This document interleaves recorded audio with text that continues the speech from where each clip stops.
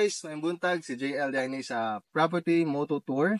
Karon atong tan-awon ang usa sa mga balay diri sa Liloan.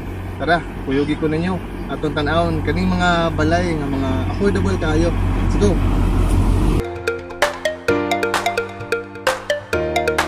Ano ta sa location?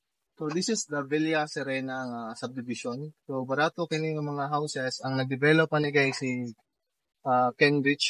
So ang ilang yung mga deliverable yun mga balay at sa flow kung unsa mga porma sa ilang houses. Tara, let's go.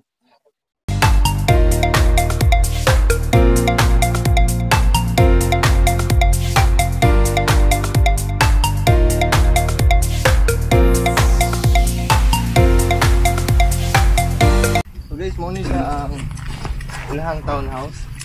Muna ang ilahang deliverable nga unit. Mga area ani guys is around mga 48, more or less mga 48 square meter ang lot. And then we have here 1 meter nga sidewalk. Around 8 meters ang iyahang road wide, 20 meters ang imuhang parking space.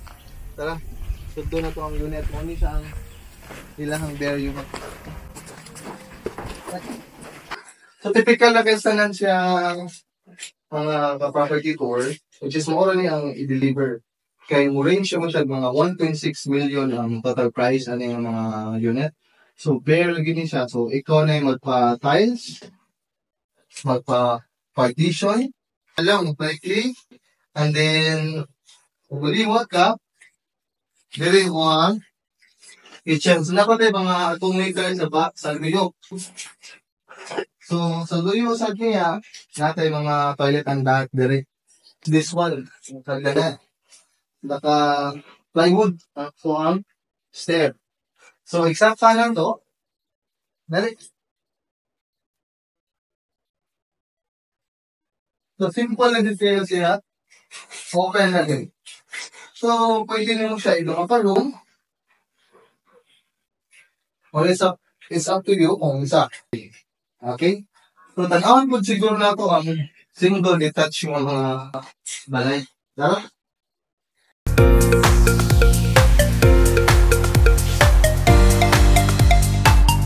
Parehaan Iyan ang gikura lang iyahang property.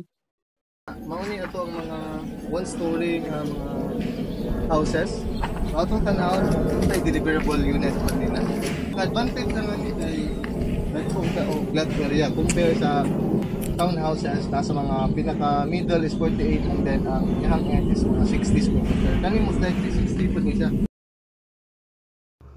So tara, welcome sa kaninga unit nga one story house. Typical lang.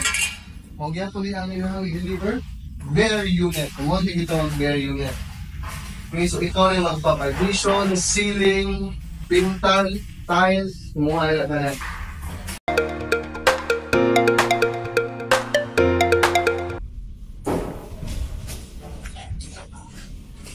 Lalo yun na-adri ang toilet and bath.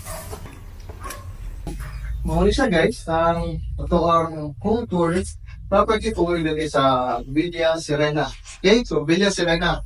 Dako pa rin siya mga development, most likely mga 7 hectare. So, phase 1, sold out na daw ilang units.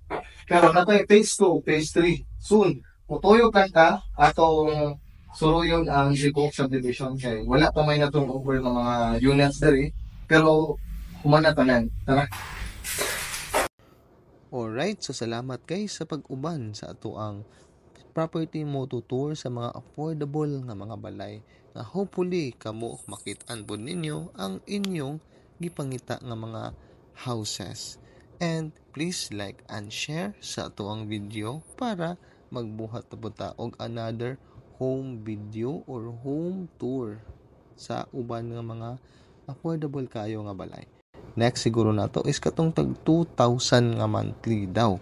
So sige, excited na taana para magbuhat og another video. See you soon guys and have a good day. Bye.